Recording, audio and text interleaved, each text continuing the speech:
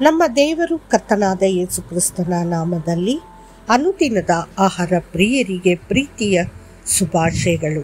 2024 November ತಿಂಗಳ 17ನೇ ತಾರೀಕಿನ ಭಾನುವಾರದ ದೇವರ ವಾಕ್ಯವು 365 ವರ್ಷ ಬದುಕಿದ ಹೆನೋಕನು. ಅವನು ಬದುಕಿದ ಕಾಲವೆಲ್ಲ 365 ವರ್ಷ. ಆದಿಕಾಂಡ 5:23. ನಮ್ಮ ದಿನಗಳು ಯೆಹೋವನ ಕೈಯಲ್ಲಿವೆ.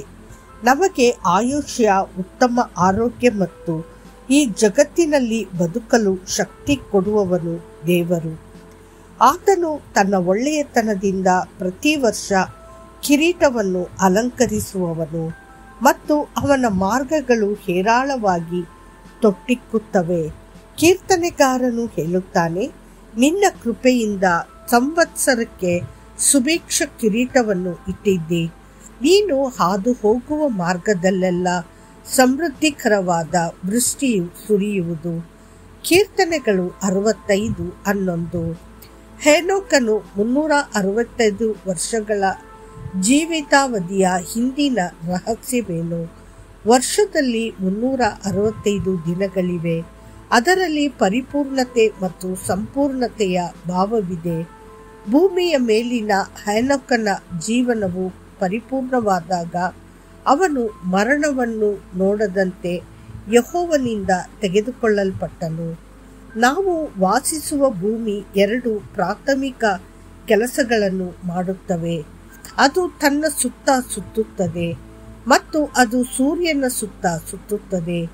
ಭೂಮಿ ತನ್ನ ಸುತ್ತ ಒಮ್ಮೆ ಸುತ್ತಲು 1 ದಿನ ಬೇಕು, ಆದರೆ ಸೂರ್ಯನನ್ನು ಸುತ್ತಲು ನಿಖರವಾಗಿ 365 ದಿನಗಳನ್ನು ತೆಗೆದುಕೊಳ್ಳುತ್ತದೆ.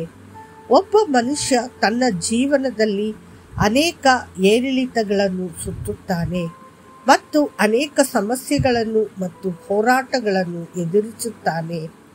ಆದರೆ ಅವನು ಸದಾಚಾರದ ಸೂರ್ಯನಾಗಿರುವ ದೇವರ ಮೇಲೆ ತನ್ನ ಕಣ್ಣುಗಳನ್ನು ಇಟ್ಟರೆ ಅವನ ಅಂತ್ಯವು ಸಂತೋಷ ಮತ್ತು ಸಮಾಧಾನಕರವಾಗಿರುತ್ತದೆ.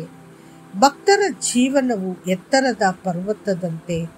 ಪರ್ವತದ ಬುಡದಲ್ಲಿ ಸಾಕಷ್ಟು ಗದ್ದಲ, ಪ್ರಕ್ಷುಬ್ಧತೆ ಮತ್ತು ಹೋರಾಟ ಇರಬಹುದು, ಆದರೆ ಪರ್ವತದ ತುದಿಯಲ್ಲಿ ಸದಾಚಾರನ ಸೂರ್ಯನ ಅದ್ಭುತವಾದ ಮತ್ತು ಪ್ರಕಾಶಮಾನವಾದ ಪ್ರಕಾಶವಿದೆ.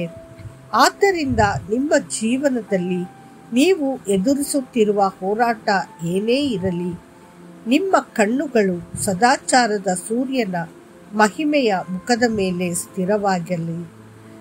ಹೆನೋಕನ ವಯಸ್ಸು ಎಷ್ಟು? ಇದು 365 ವರ್ಷಗಳು. ಇಲ್ಲವೇ ಇಲ್ಲ. ಹೆನೋಕ್ ಸಾವನ್ನು ನೋಡದಿದ್ದಾಗ ಅವನಿಗೆ ಕೇವಲ 365 ವರ್ಷ ಎಂದು ನಾವು ಹೇಳಲು ಸಾಧ್ಯವಿಲ್ಲ. ಸತ್ಯವೇದವು ಹೇಳುತ್ತದೆ, ನಂಬಿಕೆಯಿಂದಲೇ ಹೇಬೇಲನು ಕಾಯಿನನ ಯಜ್ಞಕ್ಕಿಂತ ಶ್ರೇಷ್ಠವಾದ ಯಜ್ಞವನ್ನು ದೇವರಿಗೆ ಸಮರ್ಪಿಸಿದನು. ಅದರ ಮೂಲಕ ತಾನು ನೀತಿವಂತನೆಂದು ಸಾಕ್ಷಿ ಹೊಂದಿದನು. ದೇವರು ಅವನ ಕಾಣಿಕೆಗಳನ್ನು ಅಂಗೀಕಾರ ಮಾಡಿದ್ದೇ ಆ ಸಾಕ್ಷಿ. ಅವನು ಸತ್ತಿದ್ದರೂ ಅವನ ನಂಬಿಕೆಯ ಮೂಲಕ ಇನ್ನೂ ಮಾತನಾಡುತ್ತಾನೆ. ಇಬ್ರಿಯರಿಗೆ 11:4. ಹೇಬೇಲನು ಸತ್ತಿದ್ದರೂ ಮಾತನಾಡುತ್ತಾನೆ, ಆದರೆ ಹೆನೋಕ್ ಸಾವನ್ನು ನೋಡಲಿಲ್ಲ ಮತ್ತು ಮಾತನಾಡುವುದನ್ನು ಮುಂದುವರಿಸುತ್ತಾನೆ. ಯೆಹೋವನು ನಿಮಗೆ ಪ್ರತಿದಿನ ದಯೆಯಿಂದ ನೀಡುತ್ತಿದ್ದಾನೆ. ಆದ್ದರಿಂದ ಆತನ ನಾಮದ ಮಹಿಮೆಗಾಗಿ ಪ್ರತಿದಿನವನ್ನು ಬಳಸಿ. ದೇವರೊಂದಿಗೆ ನಡೆಯುವುದು ನಿಮ್ಮ ಜೀವನದ ಗುರಿಯಾಗಿರಲಿ. ದೇವರೊಂದಿಗೆ ನಡೆಯಲು ಪ್ರಾರ್ಥನೆಯಲ್ಲಿ ಹೆಚ್ಚು ಸಮಯವನ್ನು ಕಳೆಯಿರಿ. ದೇವರ ಮಕ್ಕಳೇ, ನಾವು ಭೂಮಿಯಲ್ಲಿ ಕಳೆಯುವ ದಿನಗಳು ನಾವು ಸ್ವರ್ಗದಲ್ಲಿ ದೇವರೊಂದಿಗೆ ಕಳೆಯುವ ಅದ್ಭುತ ದಿನಗಳಿಗೆ ಹೋಲಿಸಲಾಗುವುದಿಲ್ಲ. ಶಕ್ತಿಯ ಕಾರಣದಿಂದ ನಾವು ಈ ಜಗತ್ತಿನಲ್ಲಿ ಕೇವಲ 80 ವರ್ಷ ಬದುಕಿದರೆ ನಾವು ಸ್ವರ್ಗದಲ್ಲಿ ಶಾಶ್ವತೆಗಾಗಿ ಆತನೊಂದಿಗೆ ಬದುಕುತ್ತೇವೆ ಮತ್ತು ಸಂತೋಷ ಪಡುತ್ತೇವೆ. ನೆನಪಿಡಿ, ದೇವರ ಸಮೀಪಕ್ಕೆ ಬನ್ನಿರಿ, ಆಗ ಆತನು ನಿಮ್ಮ ಸಮೀಪಕ್ಕೆ ಬರುವನು. ಯಾಕೋಬನು 4:8. ಕರ್ತನು ನಿಮ್ಮನ್ನು ಆಶೀರ್ವದಿಸಲಿ. ಆಮೇನ್.